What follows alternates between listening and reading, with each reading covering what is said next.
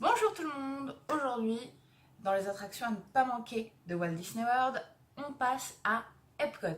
Epcot, c'est un parc un peu particulier parce qu'il n'y a pas forcément énormément d'attractions per se, mais on va vraiment avoir quasiment que des attractions incontournables, en bien ou en mal. Donc bien sûr, moi je vais vous parler que celles qui sont réellement incontournables en bien, bien évidemment. Donc déjà, il faut savoir que Epcot, c'est un peu un double parc. Vous allez avoir toute la partie en fait de l'entrée qui s'appelle Future World, où du coup c'est vraiment centré sur le futur, l'avancée technologique. Et ensuite, vous allez avoir un lac, et tout autour de ce lac, vous allez trouver le World Showcase avec les pavillons de différents pays du monde. Donc tout d'abord, Future World est séparé en deux, Future World East et Future World West. Future World East, à ne pas manquer, c'est tout d'abord Spaceship Earth. Spaceship Earth, vous savez forcément ce que c'est cette grosse bouboule représentative d'Epcot, tout simplement, où à l'intérieur, en fait, vous allez faire un voyage à travers le temps et à travers l'espace. Cette boule est plus grande à l'intérieur. C'est une référence absolument pas dissimulée. C'est un putain de Tardis. Je veux dire, réellement, vous rentrez là-dedans, c'est immense, on vous emmène à travers le temps, à travers l'espace. On finit par vous emmener dans le futur. Et enfin, c'est légèrement kitsch, mais dans le bon sens. Vraiment, c'est féerique. Un grand conseil pour Spaceship Earth, excusez-moi, c'est une attraction à ne pas manquer, mais ne faites pas l'erreur de vous y précipiter quand vous rentrez. Tout simplement parce que c'est la première attraction du parc que l'on voit, c'est cette fameuse bouboule. Du coup, ce qui se passe généralement, c'est que le matin, l'attraction est blindée, et plus la journée va passer, moins il va y avoir de monde. Et quand je dis moins il va y avoir de monde, je pense que le temps moyen pour Spaceship Earth est entre 5 et 15 minutes d'attente. Néanmoins, elle est éligible au fast-pass. Donc ça, c'est la bouboule à l'entrée. Et dans Future World East, à proprement parler, vous allez avoir, alors le choix est très dur, mais je vais quand même plus aller sur Mission Space. Mission Space, alors c'est complètement subjectif, tout simplement. Parce que Mission Space, c'est une centrifugeuse de la NASA, tout simplement. Donc c'est clairement pas pour tout le monde. C'est un simulateur de vol plus. C'est une cabine de 4 personnes, en fait, où vous allez avoir un ingénieur, un commandant, un pilote et j'ai oublié. Enfin bref.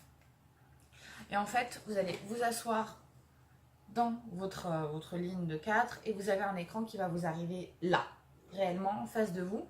Et on va vous envoyer dans l'espace pour une mission sur Mars, si ma mémoire est bonne.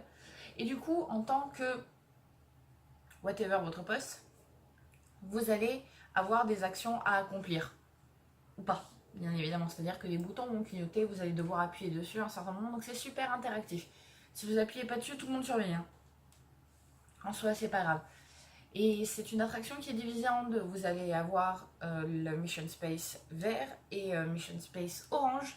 Pour la simple bonne raison qu'il y en a un qui va juste être un simulateur de vol, l'autre qui va être un simulateur de vol plus centrifugeuse, excusez-moi. C'est pas à mettre entre toutes les mains, c'est pas conseillé aux gens qui ont le mal des transports ou choses comme ça. Après, ça dépend de ce que vous pensez. Et Futurist, c'est aussi Test Track. Test Track, c'est une attraction par Chevrolet qui en fait vous propose de créer votre voiture. Vous pouvez créer la voiture la plus simple du monde que la voiture la plus pétée du monde.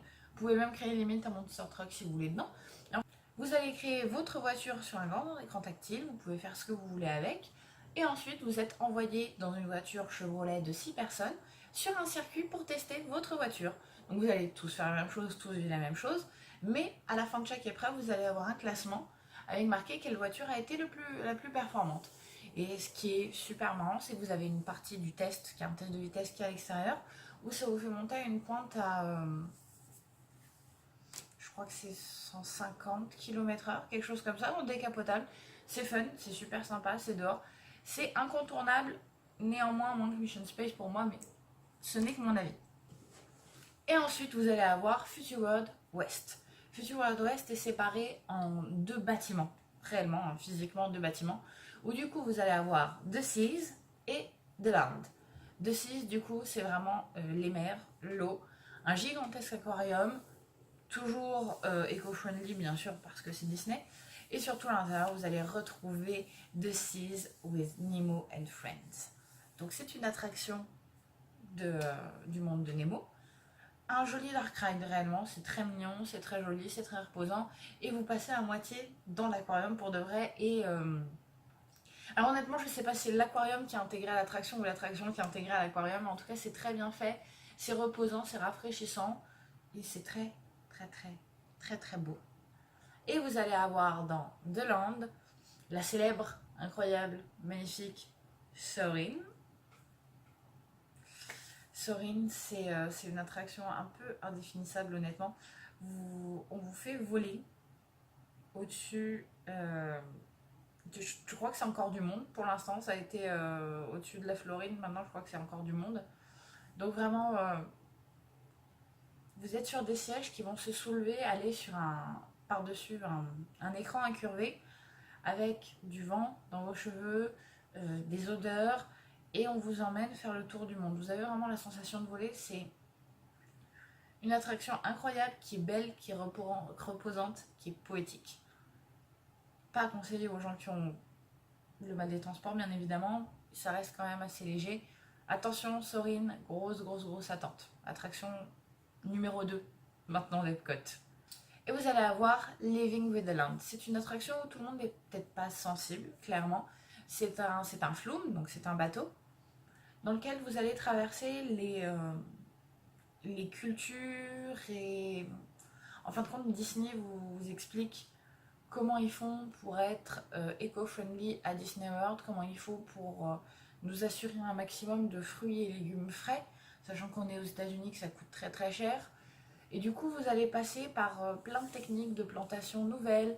Vous allez voir comment ils cultivent les plantes. Vraiment, c'est intéressant, c'est beau, c'est bien fait, c'est marrant. Ça reste quand même une attraction Disney.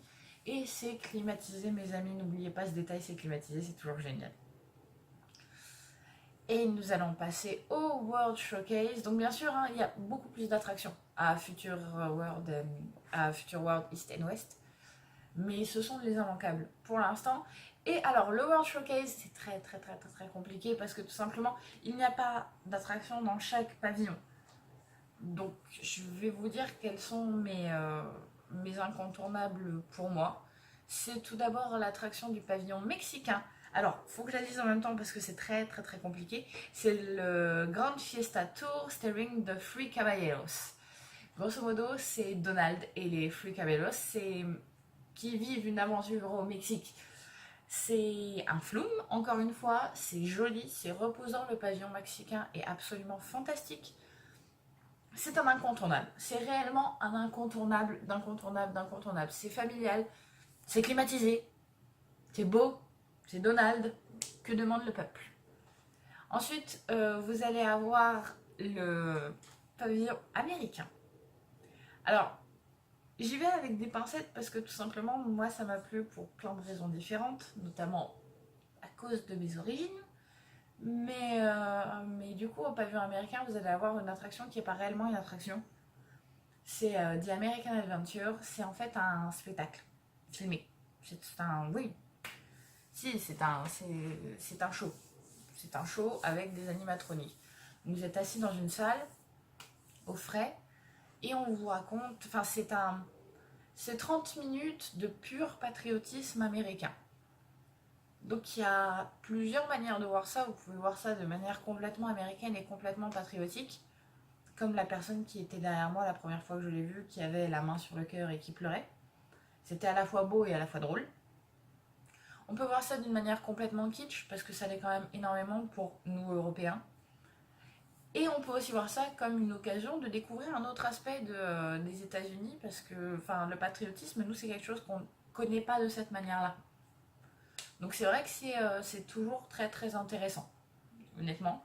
Et moi, je trouve ça très drôle et en même temps très sympa. En fait, c'est les gens qui vont être avec vous dans la salle qui vont déterminer si ça va être plus drôle ou fun. Tout simplement. Donc, American Adventure à ne pas manquer. Et pour finir, alors je vais le mettre, même si je ne l'ai pas encore fait parce que c'était pas ouvert quand je l'ai fait, mais c'est Frozen Ever After. C'est l'attraction de Frozen dans le pavillon norvégien. Il y a plusieurs choses qui me font la mettre à ne pas manquer, même si je ne l'ai jamais faite. C'est tout simplement parce que l'attraction qui était là avant Frozen Ever After, qui était Maelstrom, était une attraction absolument géniale. Donc ils ont difficilement pu pourrir le ride en soi. Donc déjà par rapport à ça.